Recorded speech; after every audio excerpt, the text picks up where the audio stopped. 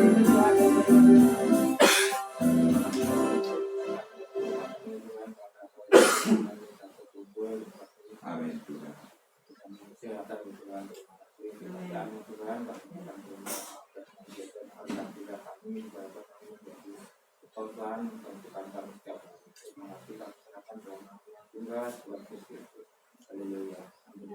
Amin.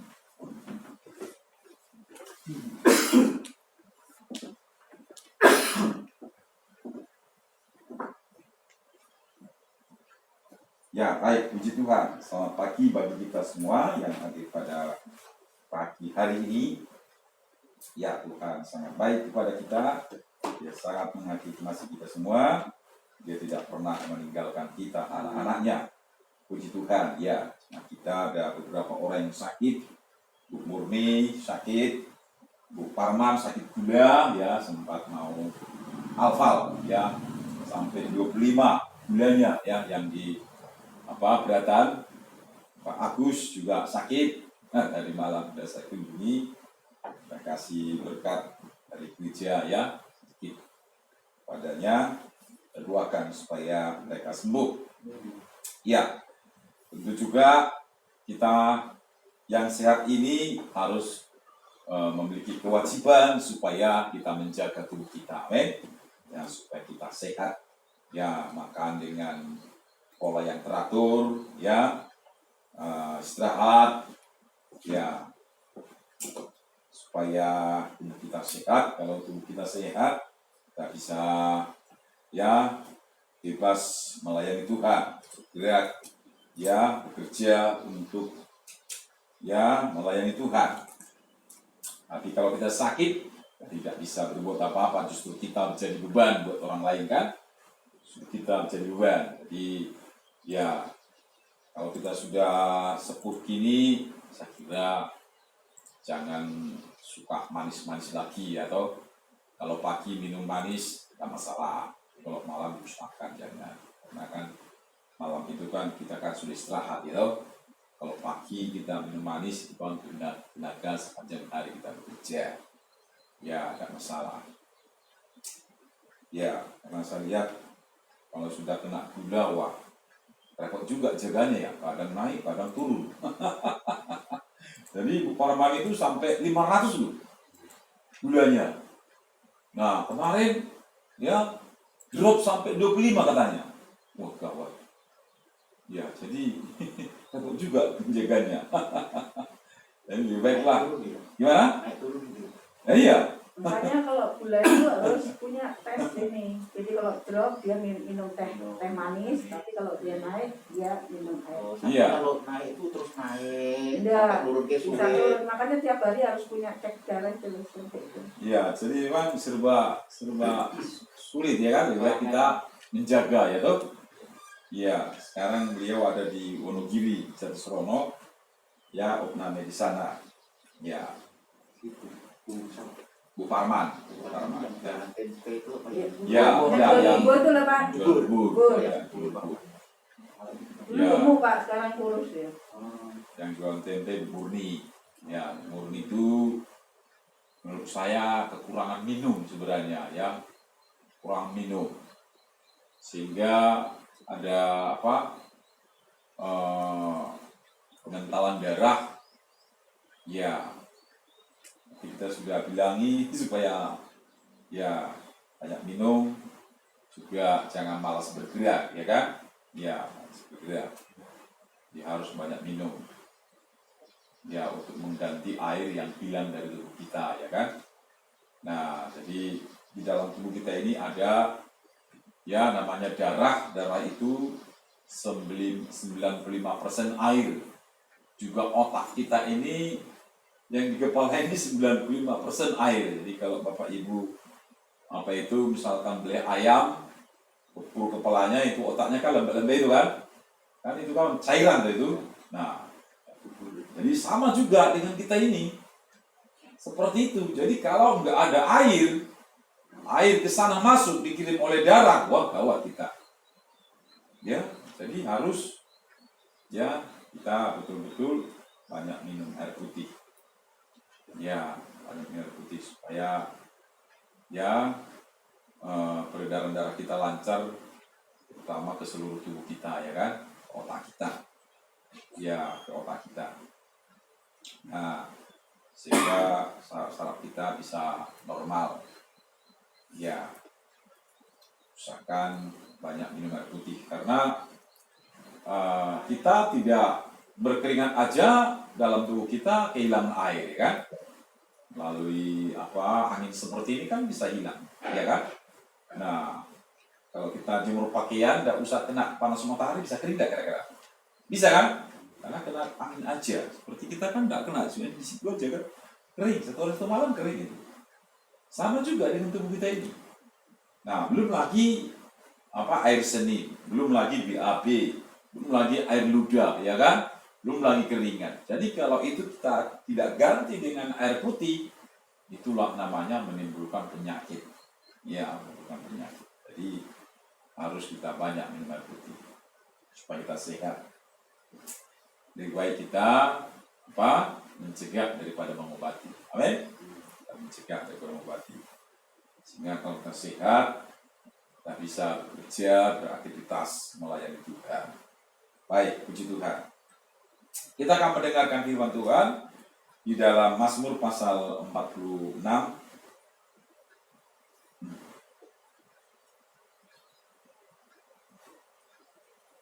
Ya, ayat 2 sampai 4.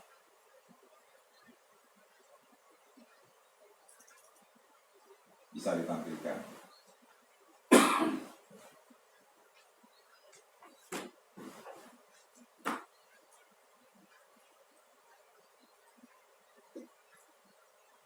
Mazmur pasal 46 ayat 2 sampai 4 ya.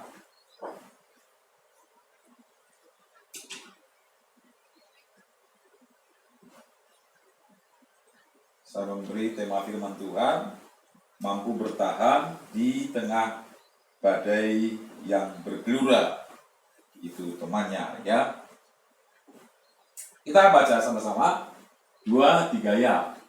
Allah itu bagi kita tempat perlindungan dan kekuatan sebagai penolong dalam kesesakan sangat terbukti.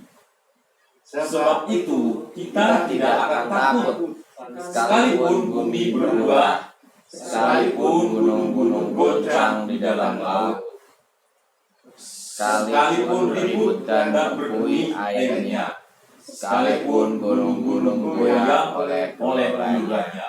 Selah. Ya, puji Tuhan. Ya, jadi anak-anak Tuhan bahwa memang kita tidak pungkiri bahwa yang namanya alam semesta ini pasti ya suatu saat ada ya namanya musibah, ya kan? Bisa gempa, ya seperti gempa beberapa tahun yang lalu yang di Sulawesi itu ya sampai berpindah pulaunya bisa bergeser, ya kan, dari tempat yang satu ke tempat yang lain.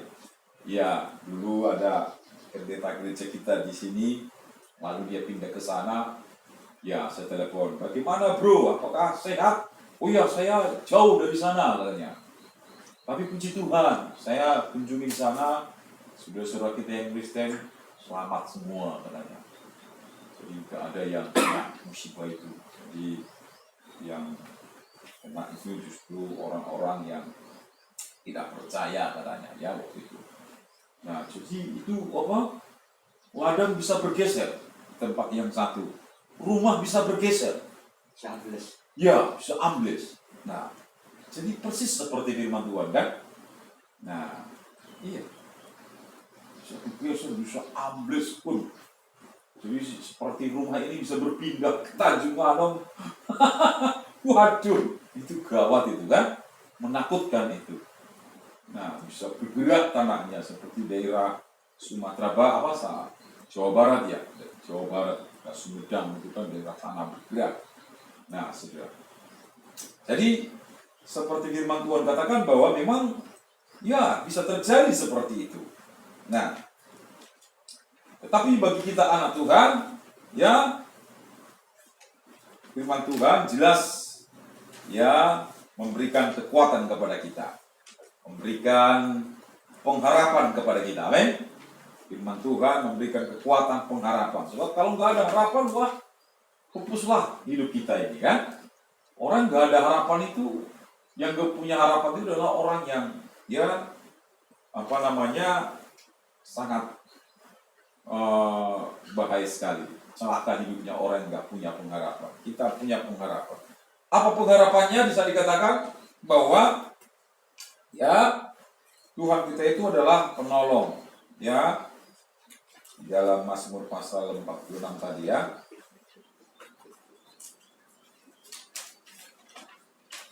bisa dikatakan Allah itu bagi kita tempat perlindungan dan kekuatan. Jadi Tuhan kita Yesus Kristus, Dia adalah Tuhan bagi kita, tempat perlindungan dan kekuatan bagi kita. Jadi kalau kita mengandalkan kekuatan kita, dikutuk Tuhan, ya kan? Nah, bagaimana supaya kita tidak mengandalkan kekuatan kita datang beribadah kepada Tuhan. Kita jangan sampai jauh daripada Tuhan. Nah, lalu saya katakan Allah itu bagi kita tempat perlindungan dan kekuatan sebagai penolong dalam kesesakan sangat terbukti. Nah, jadi sebagai penolong dalam kesesakan sangat terbukti. Jadi Tuhan yang kita sembah, Dia Tuhan yang menjadi kekuatan bagi kita, juga menjadi kekuatan yang penolong bagi kita, penolong dalam kesesakan sangat terbukti. Nah, ini adalah pengalaman anak Tuhan ini yang bernama Daud ini Bani Korah bisa disebutkan. Jadi yang nyanyikan oleh Daud sebagai raja. Nah, yang dimasmurkan oleh Daud sebagai raja. Jadi Daud ini dia sebagai raja tidak mudah dalam perjalanannya juga menuju kepada kerajaan, juga sekalipun dia sudah menjadi raja juga ada persoalan. Jadi bukan berarti nggak ada persoalan. Nah, sewaktu Daud menjadi raja, bagaimana anaknya sendiri ingin menggeser dia dari tahta kerajaan, namanya Absalom. Absalom. Bagaimana juga di dalam keluarganya terjadi masalah, persoalan yang sangat pelik. Nah, lalu satu peristiwa bagaimana juga Daud mengalami satu persoalan yang sangat berat, sehingga disebutkan dia sangat terjepit. Karena apa? Karena musuh orang Amalek membakar kota Yehuda, dan orang-orang yang ada di sana ditawan. Nah, sehingga rakyat itu marah kepada Daud sebagai pemimpin waktu itu. Nah, tapi Daud dia menguatkan kepercayaannya, dia berdoa sungguh-sungguh, dia percaya kepada Tuhan, akhirnya Tuhan memberikan pertolongan. Sangat terbukti. Juga dalam pengalaman Daud untuk menghadapi musuhnya orang Palestina. Juga pengalaman Daud untuk di mana Raja Saul ingin membunuhnya. Nah, Raja Saul ingin membunuh Daud, mengejar-ngejar. Jadi mantunya sendiri, mertuanya, mertua daripada Daud namanya Saul itu sebagai raja, Daud ini anak mantu, dikejar-kejar untuk dibunuh. Nah, sehingga Daud luput dari itu semua, dan inilah dikatakan bahwa Allah itu bagi kita tempat perlindungan dan kekuatan sebagai penolong dalam kesesakan sangat terbukti. Puji Tuhan. Nah, lalu saya dikatakan apa? Sebab itu kita tidak akan takut sekalipun bumi berubah, sekalipun gunung-gunung di dalam laut, sekalipun gunung-gunung goncang di dalam laut, di mana itu daerah penyeberangan Merak Toba Tahuni itu, di sana namanya ada gunung apa itu Gunung Krakatau katanya. Yang mengerikan jadi Gunung Krakatau laut. Ya, dalam laut. Jadi dia kelihatan kecil, kelihatan di pantai, tapi di bawah besar dia. Seperti gunung es. Nah, itu kalau meledak katanya mengerikan. Bisa ya membuat gempa bumi. Nah, Indonesia tempat gunung banyak tempat gunung berapi, salah satunya Jogja. Nah, beberapa tahun yang lalu banyak menewaskan manusia kan. Nah, baru-baru ini di mana? Di Jawa Timur, di mana itu? Gunung apa itu? Semeru. Ya Semeru. Kalau saya lihat itu, wah di TV mengerikan ya kan. Sampai manusia itu mati terbakar mengering. Ya, itu di hutan. Ya, jangankan manusia, hutannya juga terbakar ya kan. Saya lihat itu, ya terbakar sampai di mana itu, di tanah itu masih banyak debu. Ya, debu sampai berapa, 1,5 meter, itu panasnya bukan main. Ya, itu belum api neraka ya, sudah seperti api neraka Bapak Ibu. Nah, ya mengerikan. Tetapi apakah firman Tuhan ini dilakukan? Tentu tidak. Amin. Firman Tuhan selalu ya dan amin. Tadi saya katakan bahwa sebab itu kita tidak akan takut sekalipun bumi berubah, sekalipun gunung-gunung goncang di dalam laut, sekalipun ribut dan berbuih airnya, sekalipun gunung-gunung goyang oleh gelurannya. Nah, sekarang coba kita lihat dulu dalam kitab Matius pasal yang ke-24. Kita lihat di sana, kita lompat ke sana. Kitab Matius pasal 24, ayatnya ayat 7 dan 8. Itu alam ya. Sekarang kita lihat apa bisa dikatakan. Ya. Matius pasal 24 ayat 7. Matius pasal 24 ayat 7 dan 8.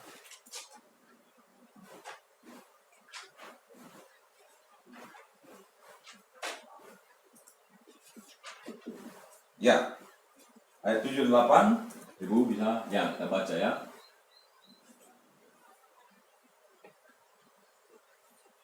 Gimana, bermasalah laptopnya?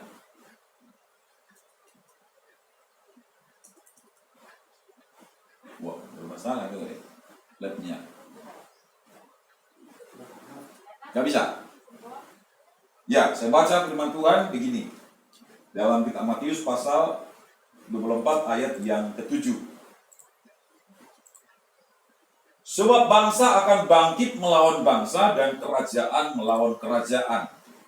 Akan ada kelaparan dan gempa bumi di berbagai tempat. Akan tetapi semuanya itu barulah permulaan penderitaan menjelang zaman baru. Nah, jadi saya katakan apa? Sebab bangsa akan bangkit melawan bangsa. Nah, dan kerajaan melawan kerajaan. Akan ada kelaparan dan gempa bumi di berbagai tempat. Nah, jadi baru-baru ini ya sekarang masih terjadi ya peperangan di mana? Ya antara Rusia dengan Ukraina. Nah, ya baru di sana perang karena ya perebutan kekuasaan atau buat politik gejolak sehingga dampaknya ke Indonesia terasa, ya kan? Terasa. Katanya ya Indonesia itu mengimpor apa itu? Tepung terigu. Gandum ya. Dari sana gandum. Jadi ukuran pun masih gandum. Jadi jauh sekali ya.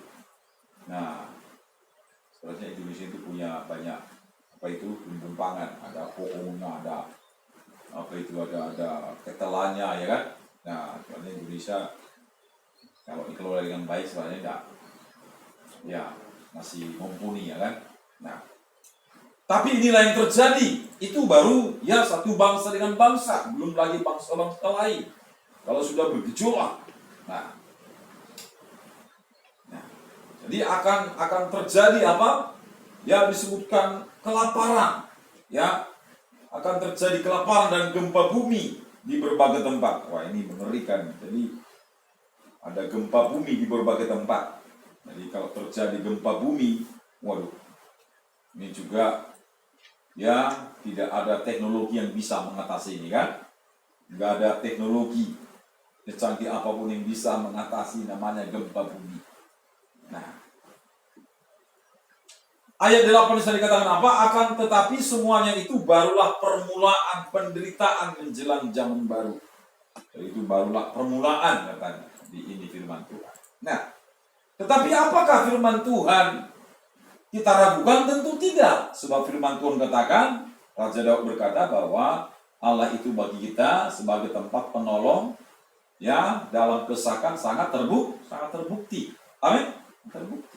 Nah, lalu apa yang harus menjadi kewajiban kita sebagai orang percaya supaya menghadapi, ya, supaya kita bertahan di tengah badai yang bergelora ini, baik melalui alam maupun melalui bangsa-bangsa, melalui apapun, ya, yang kita lakukan adalah kita harus memiliki hati yang bijaksana.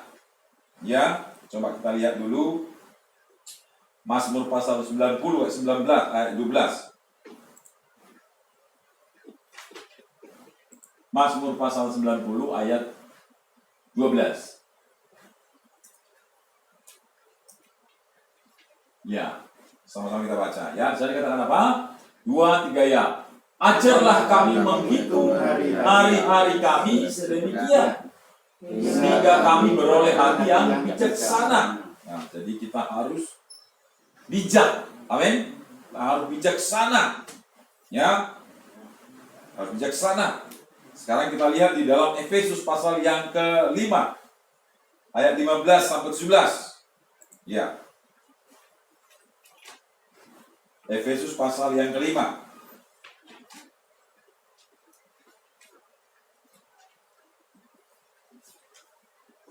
Ya, kita baca 2, 3 ya.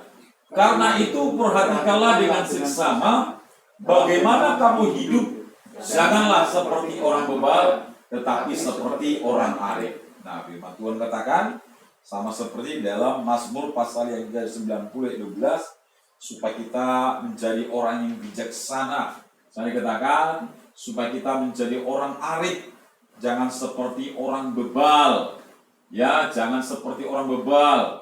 Ya, kita memperhatikan, ya, waktu-waktu yang ada ini. Ya.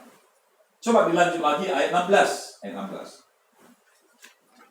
Ayat 16.